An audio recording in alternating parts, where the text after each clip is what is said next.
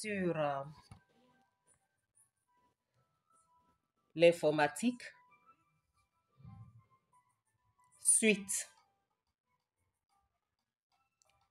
Généralité informatique. La dernière fois, nous avons abordé la définition de l'informatique, les éléments constitutifs de l'informatique. Nous avons parlé des périphéries. Nous avons défini ce que c'est que l'ordinateur, le software, le hardware. Nous avons parlé de la procédure, comment démarrer un ordinateur. Nous avons parlé des périphéries qui existent, les types de claviers. Donc, cela se situe au niveau du cours passé. Nous avons parlé de la notion de mise en page, de mise en forme, de la procédure d'arrêt, de la création de fichiers, de dossiers, de renom, de suppression. Donc, nous avons abordé assez de notions la dernière fois. Nous avons parlé de Excel, nous avons parlé de Word. Aujourd'hui, nous abordons Internet. Nous allons parler d'Internet. Nous allons voir ce que c'est que les clés USB. D'accord? Nous allons aborder assez de définitions aujourd'hui et les différentes parties qui se situent sur l'ordinateur, comment les utiliser. Il est important de savoir que vous devez vous abonner à notre chaîne pour bénéficier de toutes nos formations gratuitement.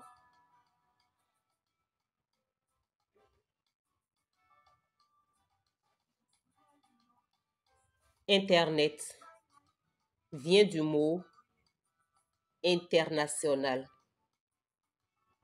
qui veut dire mondial en français, et network ou réseau.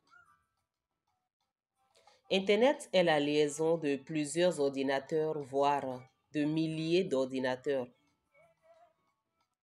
Son rôle est de faciliter la diffusion des informations dans le monde. Internet est un réseau local. Intranet est un réseau local. Mais Internet est un réseau international. En intranet, voyons par exemple dans un fournisseur, dans un pays, les fournisseurs d'Internet. On peut parler d'intranet à ce niveau-là. Mais sachant que Internet permet de faire des recherches, d'envoyer et de recevoir des courriers, des messages, de traiter beaucoup d'informations, d'accord, de diffuser beaucoup d'informations. Pour avoir l'Internet, il faut au plus 3 éléments. Il faut avoir un ordinateur, une connexion et un navigateur, ou avoir un téléphone, une connexion et être connecté. Il existe plusieurs types de connexions. Nous avons la connexion asymétrique digital subscriber line, ADSL, la connexion very small aperture terminal, VSAT, et nous avons le fait que le navigateur est un logiciel de navigation. Lorsqu'on parle de navigateur, c'est un logiciel de navigation. Par exemple, Internet Explorer. Un site est une page réalisée suivant un lien hypertexte comportant des informations. Un email est une boîte électronique, c'est une adresse électronique qui permet de transférer des courriers électroniques. Les sites sur lesquels vous pouvez créer une adresse électronique sont multiples. Vous avez Yahoo, Gmail, Hotmail, d'accord? Il y en a plusieurs. Il faut noter que Internet est un outil de développement, mais aussi un outil d'anarque. Voyons comment Abordons les définitions, assez de définitions sur l'informatique avant de revenir sur l'utilisation du clavier. En termes de carte graphique, qu'est-ce que c'est en informatique? La carte graphique de l'ordinateur portable est intégrée. C'est-à-dire qu'il s'agit d'une puce graphique spécialisée. On l'appelle chipset graphique. Elle est soudée sur la carte mère et cette carte, il n'est pas possible d'en changer une fois l'ordinateur portable est achevé. Ainsi, si l'ordinateur portable est destiné à usage pour des appels, pour des applications graphiques, il est conseillé de choisir un chipset graphique de Mac. Donc, si vous voulez visualiser ou manipuler des vidéos, des jeux vidéo, des applications 3D, il va falloir choisir un chipset graphique de marque. Les CD-ROM, CDR, excusez, qu'est-ce que c'est? CDR inscriptible contenant 700 mots, 680 certains d'espace.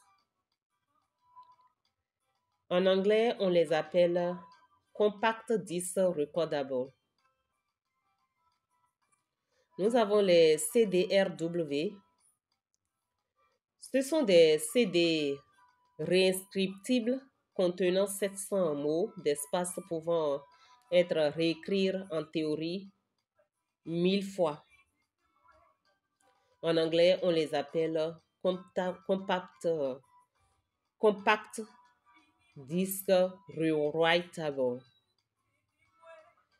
Les CD-ROM, compact disc read only memory,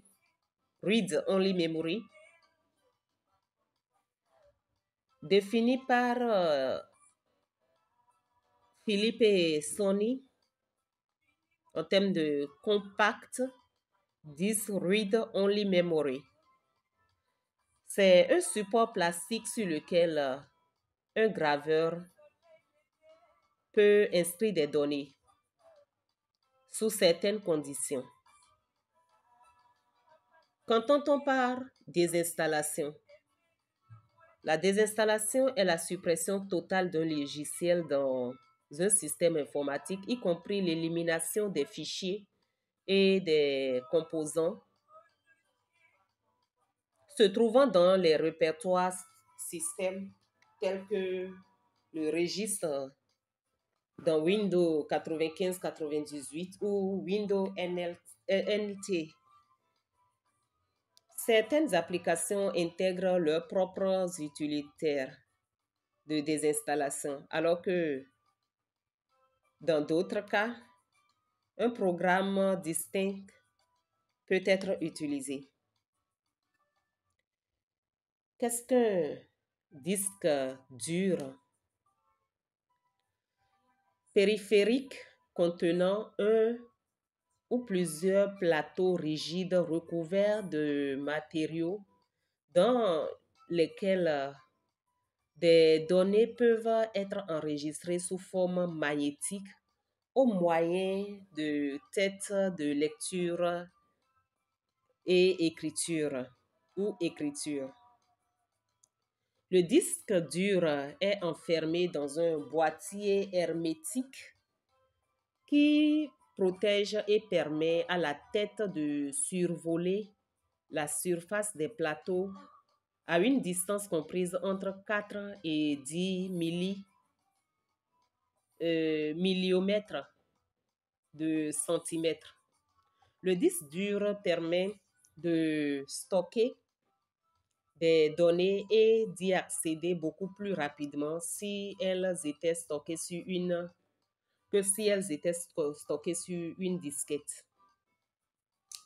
En anglais, on parle de hard drive disk, HDD. Qu'est-ce qu'une icône? Sur un écran, symbole graphique qui représente une fonction ou une application logicielle particulière que l'on peut sélectionner et activer à partir d'un dispositif tel qu'une souris. Qu'est-ce qu'une installation? C'est un chargement sur l'ordinateur, une configuration d'une mise à jour d'un logiciel ou d'un nouveau logiciel afin qu'il fonctionne normalement. Les systèmes d'exploitation et les applications comportent généralement un programme d'installation spécial qui exécute l'essentiel de la configuration du programme afin qu'il puisse fonctionner avec l'ordinateur, l'imprimante et les autres périphériques. Qu'entendons-nous par internaute? C'est un utilisateur d'Internet. Qu'est-ce qu'Internet? Internet est l'ensemble de réseaux de toute taille interconnectés par le protocole IP. Le point de départ d'Internet fut ARPAN, c'est-à-dire ARPANET, c'est-à-dire un réseau de 4 ordinateurs que reliaient les scientifiques du ministère de la Défense américaine à la fin des années 60. Dans les années qui suivirent, de plus en plus d'universités et d'instituts de recherche se joignent à eux, et aujourd'hui nous sommes dans un réseau mondial. Qu'est-ce qu'un intranet? Un intranet est un réseau privé d'entreprises bâti sur des standards d'Internet tels que Java, HTML,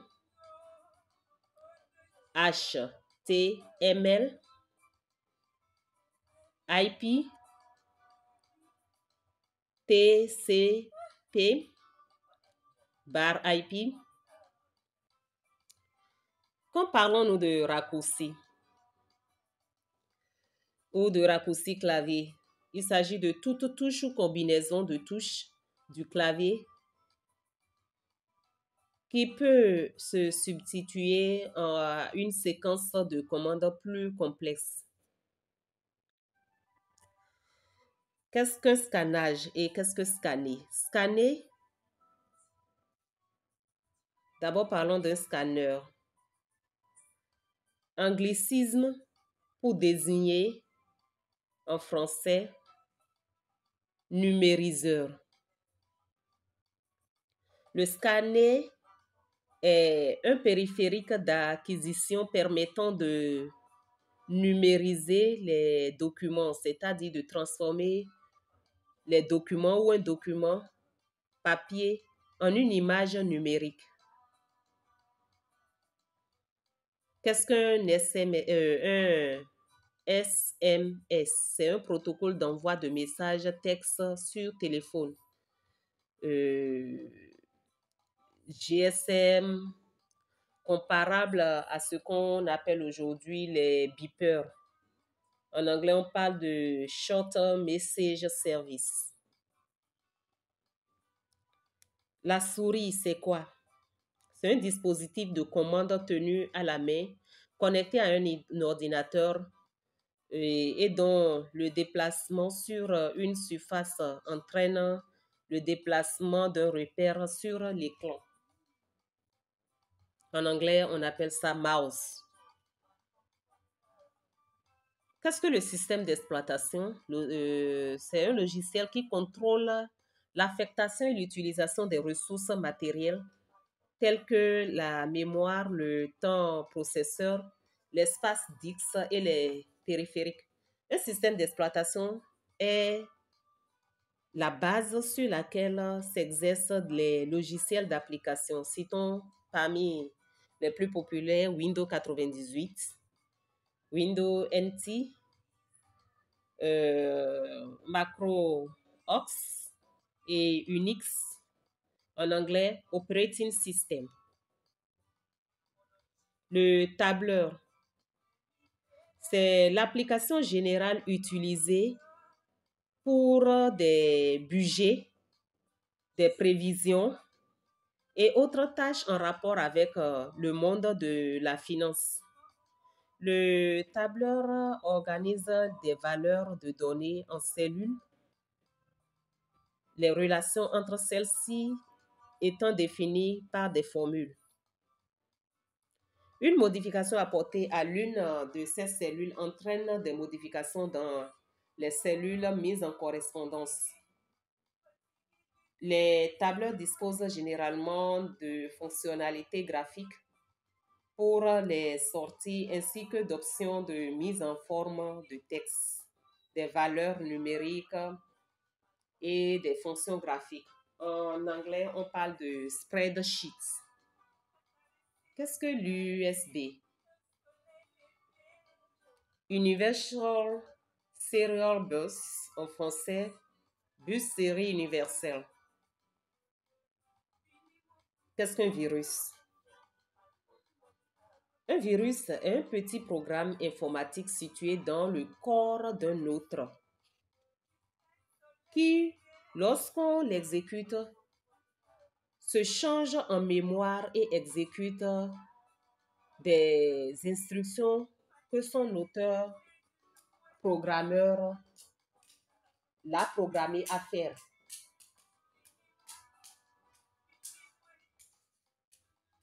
Alors, qu'est-ce qu'un utilitaire?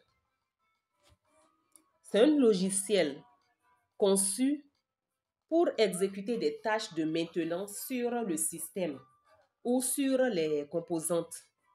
Par exemple, un programme de sauvegarde, un programme de récupération de fichiers et de données sur disque ou un éditeur de ressources. Quand parle-t-on de RAM ou RAM? Random Access Memory. Quand on parle de ROM, Read Only Memory. Le clavier. Le clavier, c'est la petite partie qui permet de voir ce qu'on fait sur l'ordinateur. Ce sont les petites touches qui permettent, d'accord, l'ensemble de ces petites touches-là. L'imprimante, c'est l'appareil qui permet de transférer les données de l'ordinateur sur le papier. La souris, c'est le matériel électronique qui permet de déplacer le curseur sur la surface de l'écran. La souris optique, c'est une souris qui ne dispose pas de billes, mais d'une lumière permettant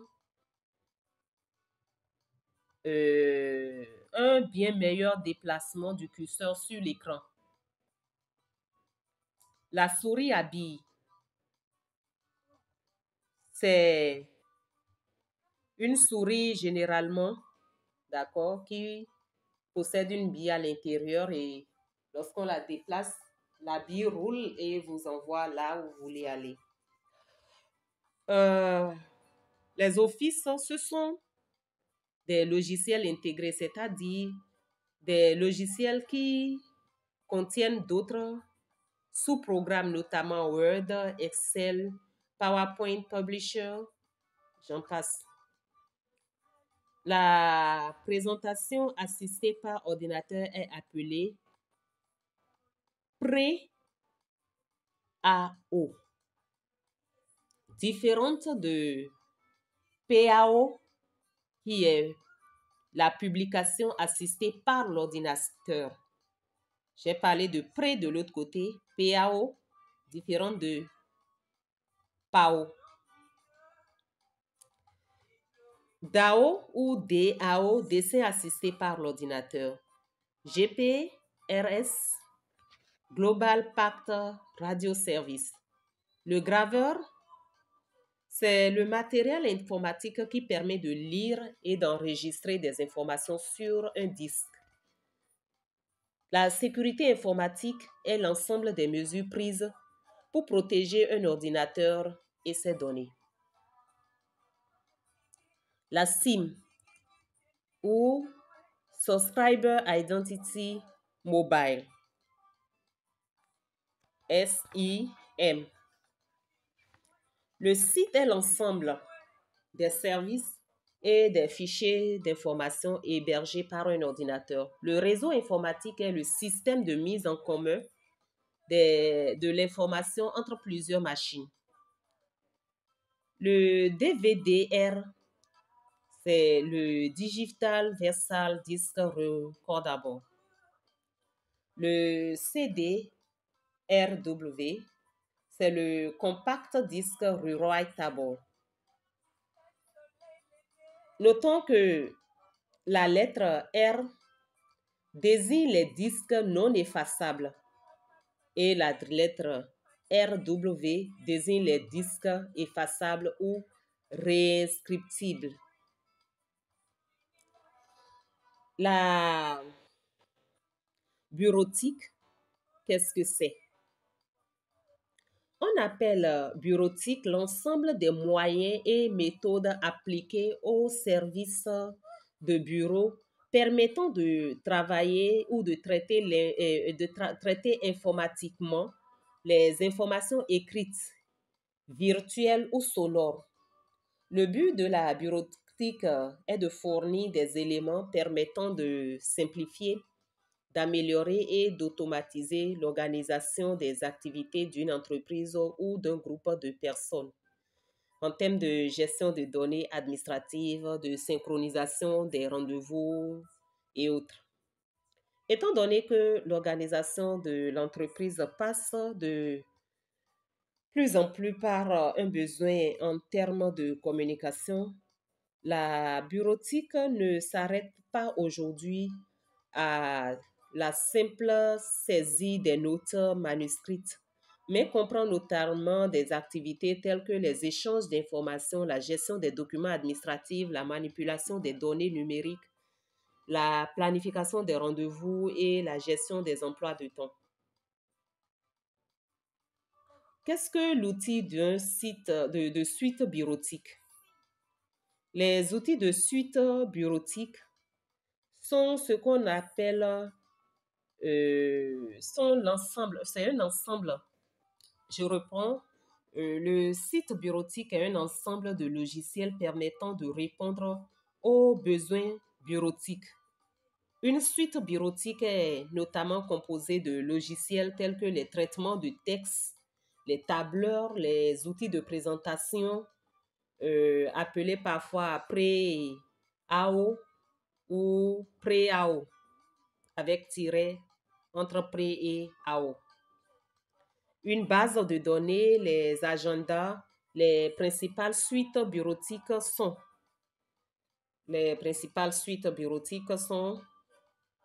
Applework, Corel Power Perfect, IBM Bar-L, Lotus Smart Suite, Microsoft, Sunstat Office, OpenOffice, OpenOffice est un logiciel libre. Qu'entendons-nous par driver? Un ordinateur est constitué d'un assemblage de périphériques.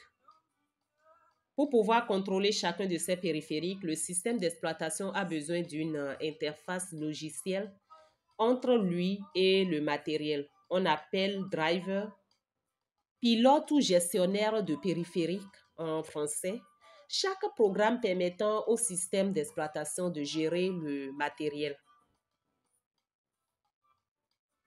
Les virus, qu'est-ce que c'est? Un virus est un petit programme informatique situé dans le corps d'un autre qui, lorsqu'on l'exécute, se change en mémoire et exécute les instructions que son auteur a programmées. La définition d'un virus pourrait être la suivante.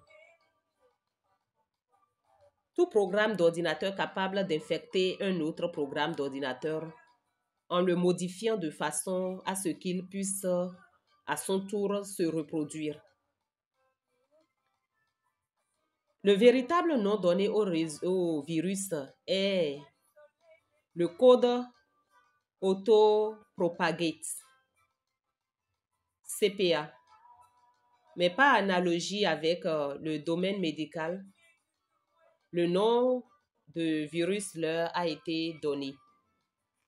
Sinon, on pouvait parler simplement de CPA, CEPA.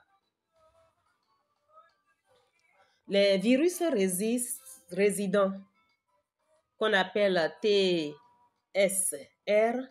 en anglais, pour Terminate and Stay Resident, se changent dans la mémoire vive de l'ordinateur afin d'infecter les fichiers exécutables lancés par l'utilisateur. Les virus non résidents infectent les programmes présents sur le disque dur dès leur exécution. Donc, il faut vraiment faire attention en cliquant sur un virus.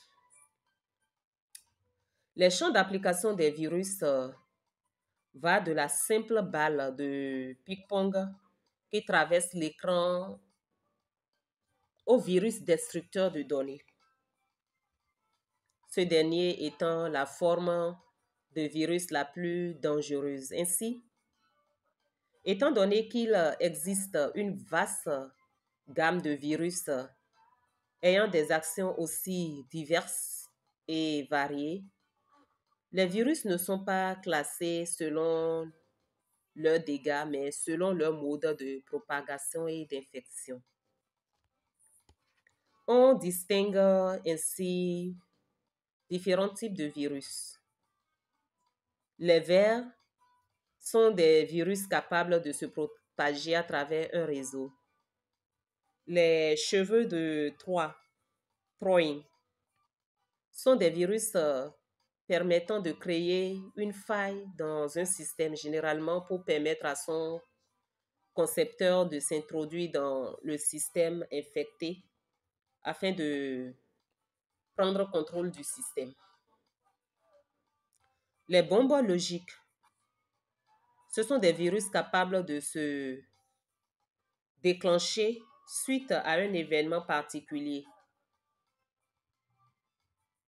Activation distante, data system. Depuis quelques années, un autre phénomène est apparu. Il s'agit des canulaires. En anglais, on les appelle hoax,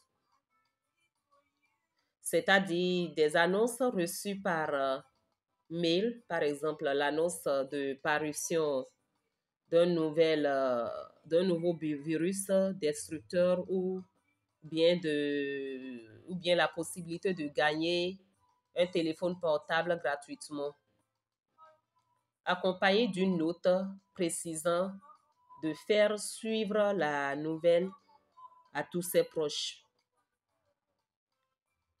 Ce procédé a pour but l'engorgement des réseaux ainsi que la désinformation. Alors, pour lutter contre les virus, nous avons les antivirus. Un antivirus est un programme capable de détecter d'abord la présence d'un virus sur un ordinateur et dans la mesure du possible de désinfecter ce dernier, donc de déclencher sa disparition. On appelle et on parle ainsi d'éradiation de virus pour désigner la procédure de nettoyage de l'ordinateur. Il existe plusieurs méthodes d'éradiation. La suppression du code correspondant au virus dans le fichier infecté, la suppression du fichier infecté, la mise en quarantaine du fichier infecté, consistant à le déplacer dans un emplacement où il ne pourra plus être exécuté. Pour détecter les virus, il existe des programmes.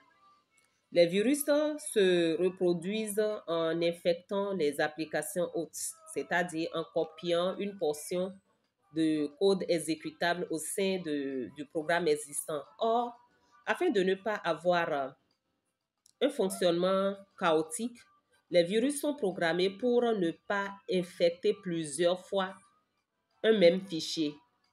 Ils intègrent ainsi dans l'application infectée une suite d'octets leur permettant de vérifier si le programme a été préalablement infecté. Il s'agit de la signature virale. C'est ce qu'on appelle en informatique une signature virale. Les antivirus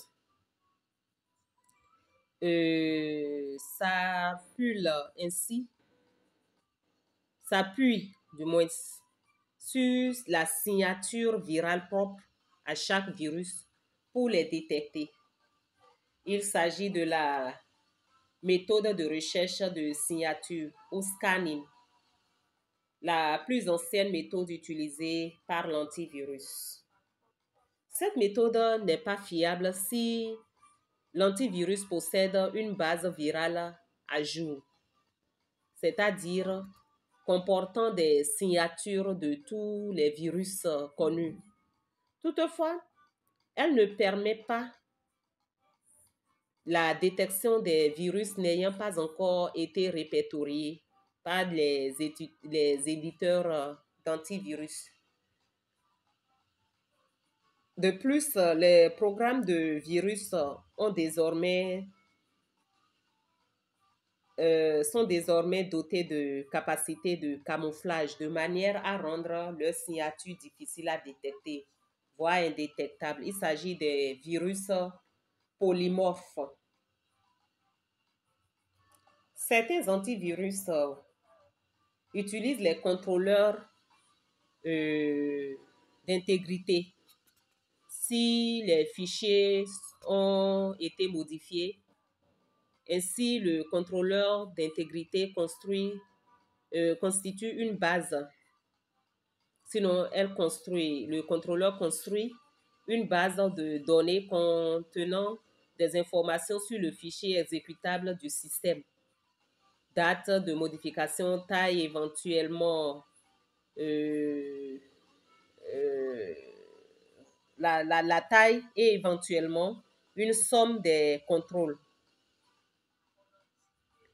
Une somme de contrôle. Ainsi, lorsque le fichier exécutable change de caractéristique, l'antivirus prévient l'utilisateur de la machine. La méthode heuristique consiste à analyser le comportement des applications afin de détecter une activité proche de celle d'un virus connu. Ce type d'antivirus peut ainsi détecter les virus même lorsque la base antivirale n'est pas mise à jour.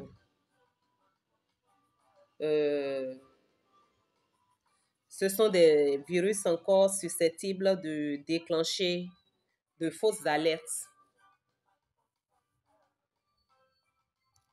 Les types de virus, nous avons les mutants, nous avons les polymorphes, nous avons les rétrovirus, les virus de secteur d'amorçage.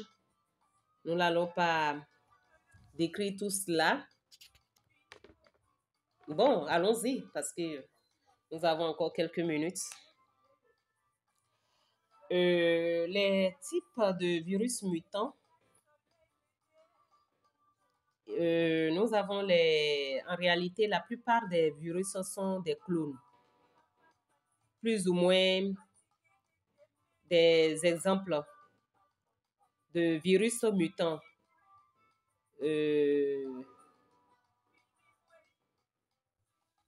C'est-à-dire des virus ayant été réactivés par d'autres utilisateurs afin de modifier le comportement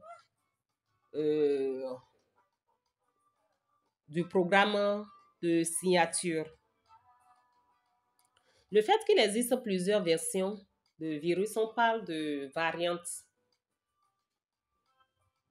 Le même virus peut être modifié sous plusieurs formes, d'accord? Et les éditeurs des antivirus doivent ajouter de nouvelles signatures pour détecter les virus dans leur base de données.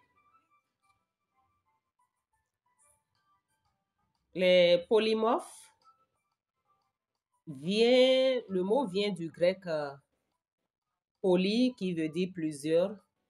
Donc, ces virus peuvent prendre plusieurs formes. Les rétrovirus, ce sont des virus flibustibles, en anglais bounty hunter. Ce sont des virus capables de modifier les signatures de l'antivirus afin de les rendre inopérants. On a des virus de secteur d'amorçage. Les virus de secteur d'amorçage ou virus de boot. Il y en a assez. On a des virus trans-application ou virus macro qui attaquent le disque dur, même le système d'exploitation. Donc, on va s'arrêter là pour ce qui est des virus et aller sur l'utilisation du clavier. Cela va prendre assez de temps, disons au moins 30 minutes. Donc, évoluons.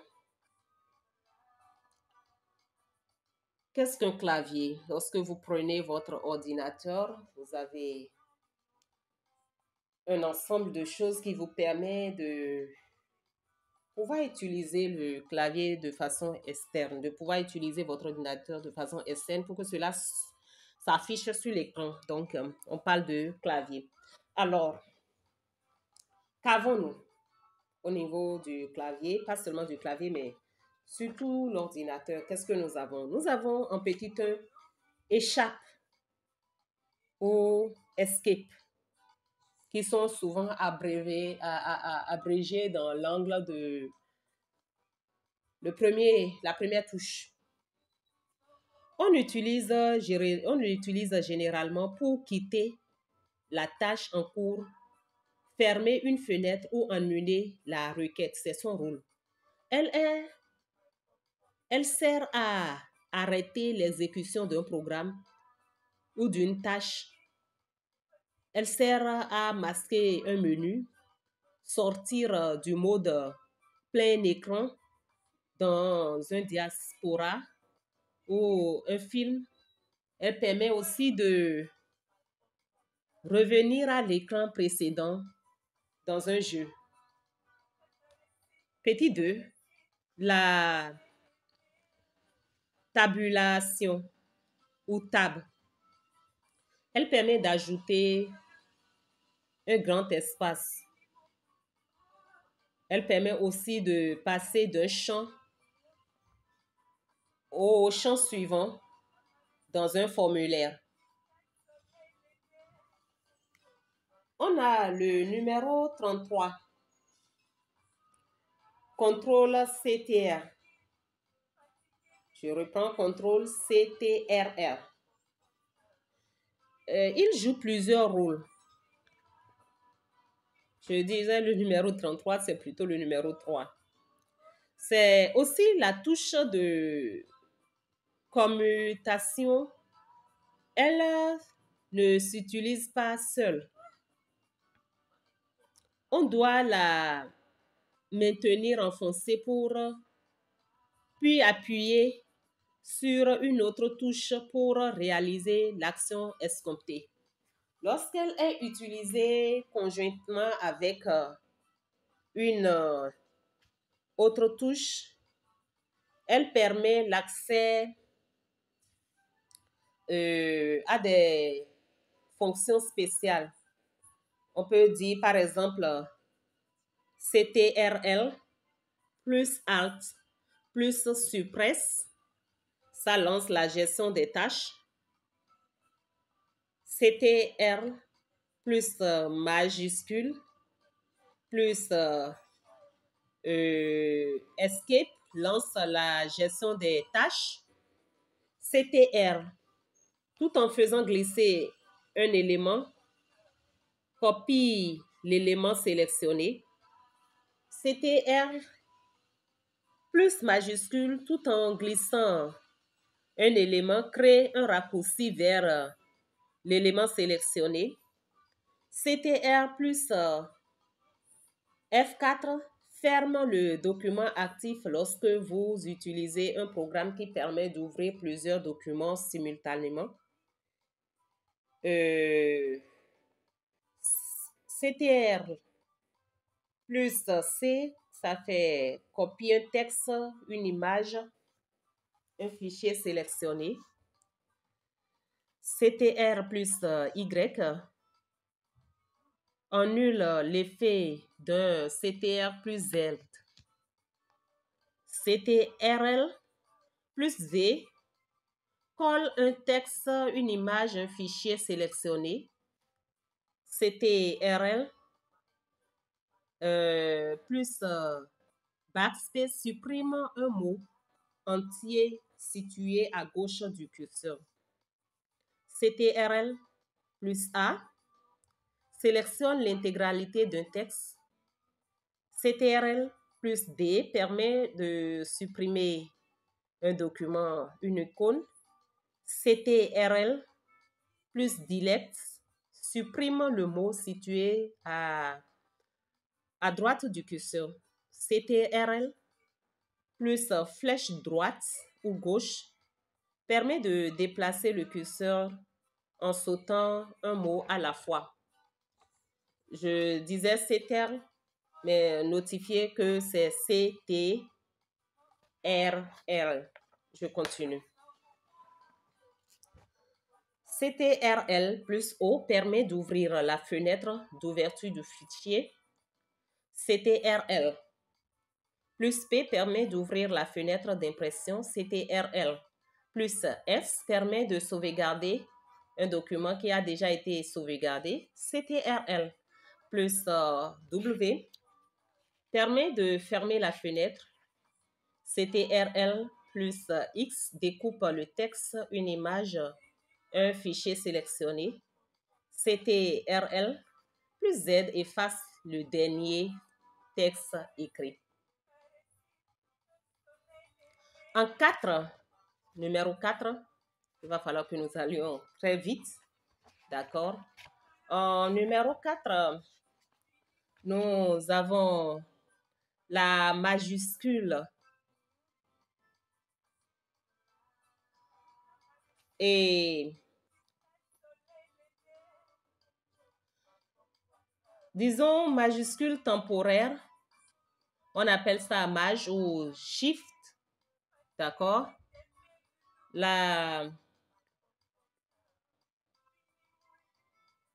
Est-ce que j'avais dit?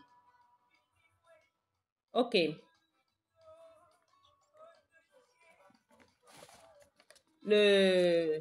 La version majuscule temporaire, pour taper une ou plusieurs lettres majuscules, il suffit de maintenir enfoncé la touche ou accéder aux autres signes de clavier tels que exemple, point d'interrogation, les pourcentages, les barres, les hyphens. Vous tapez majuscule plus A et vous basculez les modes de clavier AZERTY. Ça permet de basculer les modes de clavier AZERTY en QWERTY.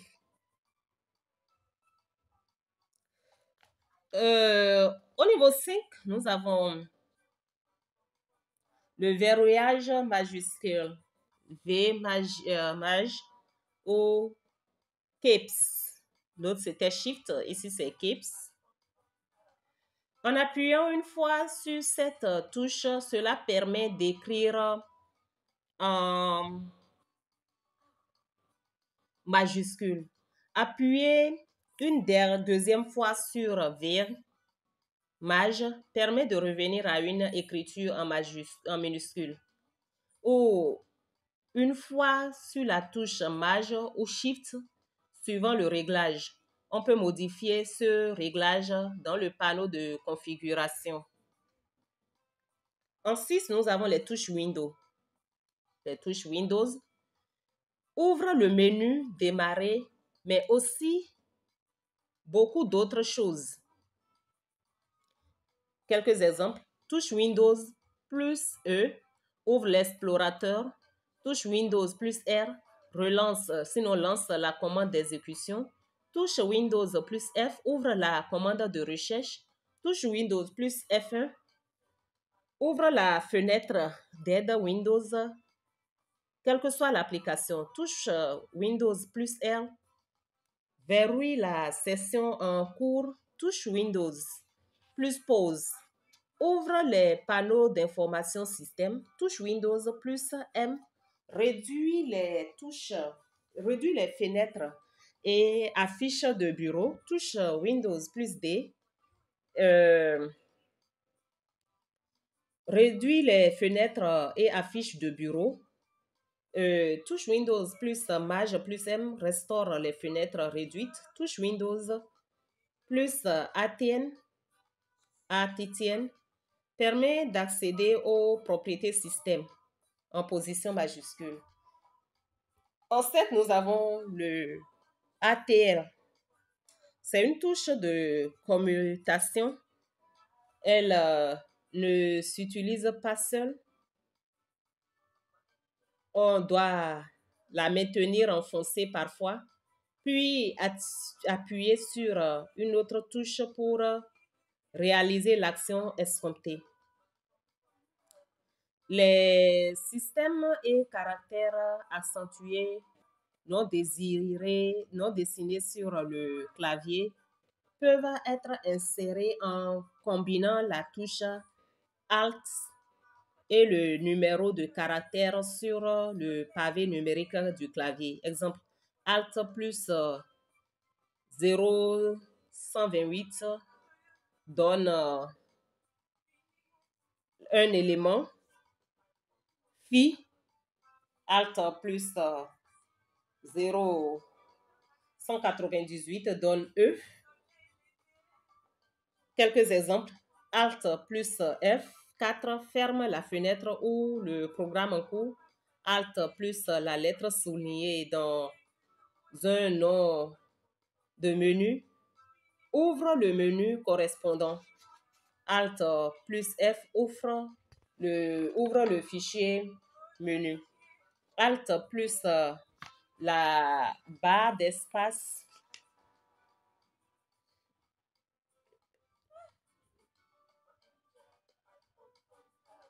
plus barre d'espace affiche le menu contextuel de la fenêtre en cours. Alt plus barre espace plus U réduit la fenêtre en cours. Alt plus barre espace N agrandit la fenêtre en cours. Alt plus barre espace plus R restaure la fenêtre en cours. Alt plus barre plus espace ferme la fenêtre en cours. Alt plus imprimante écran plus imprime écran copie l'écran de la fenêtre en cours. Alt plus entrée ouvre la fenêtre de propriété du dossier fichier sélectionné. Alt plus Maj bascule les modes de clavier AZERTY et QWERTY. Alt plus Tab sinon permute les fenêtres classiques, fenêtres suivantes. Alt plus Maj plus Tab permute entre les fenêtres classiques et les fenêtres précédentes. Et Alt plus échappe parcourir les fenêtres dans leur ordre d'ouverture. Nous étions en 7, maintenant en 8, nous allons voir les barres d'espace ou d'espacement. Et ces barres servent à appliquer un espace dans le texte afin d'espacer deux caractères ou deux mots.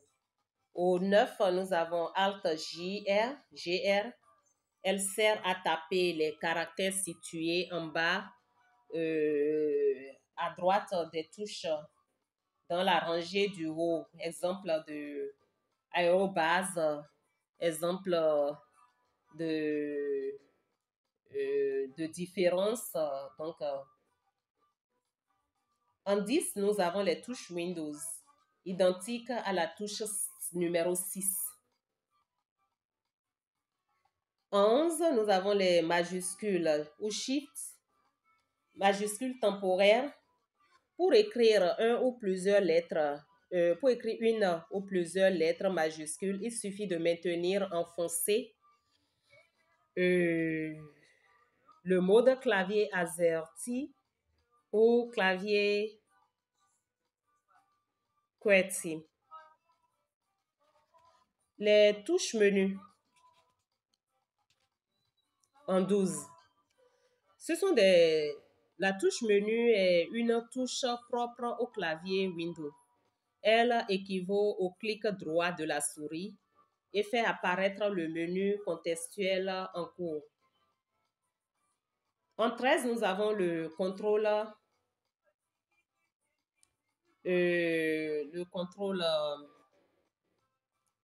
CTRL, identique à la touche numéro 3. En 14, nous avons le retour en arrière ou backspace. Elle sert à effacer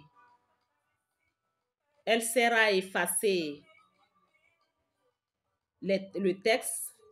Il suffit de placer le curseur clignotant juste après les caractères à effacer. Et elle permet également de revenir à la page précédente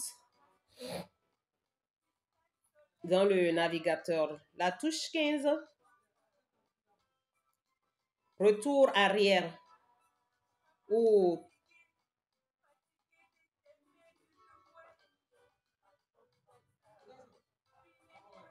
j'espère que je ne me suis pas trompée. Je reviens sur la touche 13 qui est le contrôle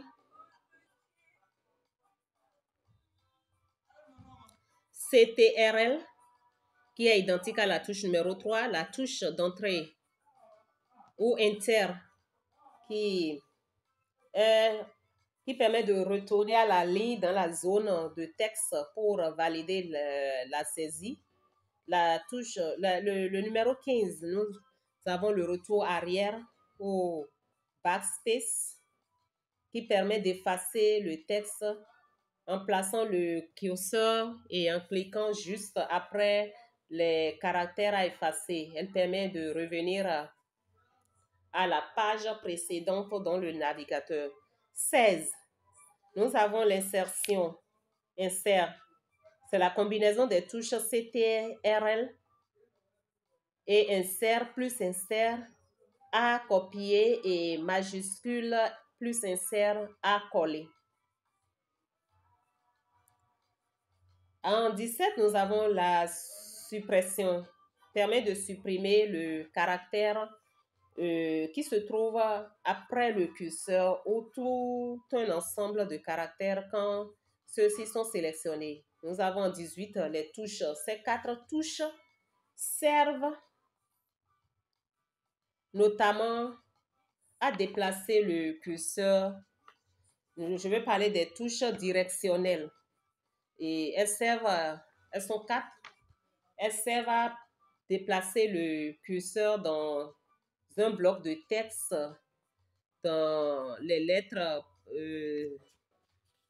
S'il faut que je me redise, nous avons 4 touches qui servent notamment à déplacer le curseur dans le bloc de texte, les lettres par lettre dans le sens horizontal, en ligne par ligne dans le sens vertical.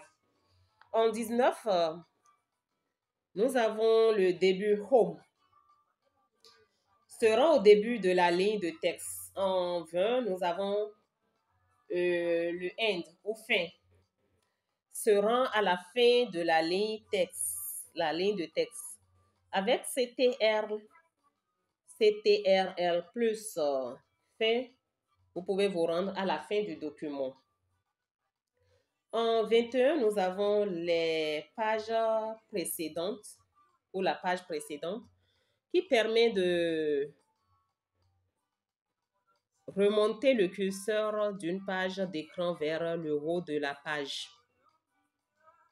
Nous avons en 22 les pages suivantes la page suivante qui permet de descendre le curseur d'une page d'écran vers le bas de la page. Nous avons les pages numériques qui permettent d'activer ou de désactiver l'entrée des chiffres à partir des pavés numériques.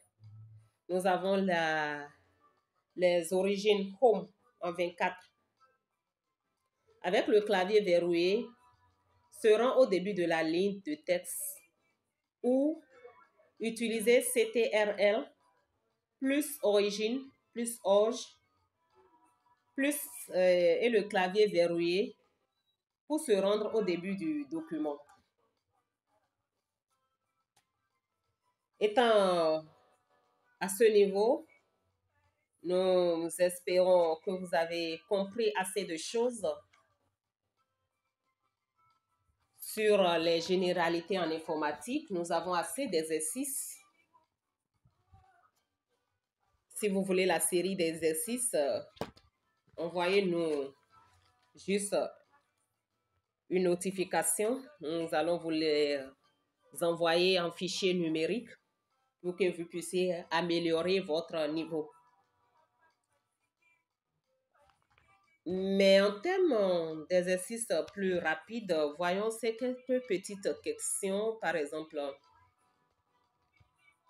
quel rôle joue la barre d'état sur la fenêtre de travail de l'application Microsoft Office Word? Quel est le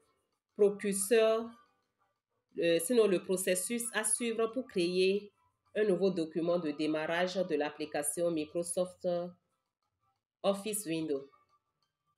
Expliquez en quoi consiste la mise en forme des caractères dans un document sous l'application Microsoft Windows. Donc, on en a plusieurs. Nous avons assez en Excel, tout comme en Word, en PowerPoint. Rejoignez-nous, abonnez-vous, aimez, likez et continuons dans la bonne direction. Shalom.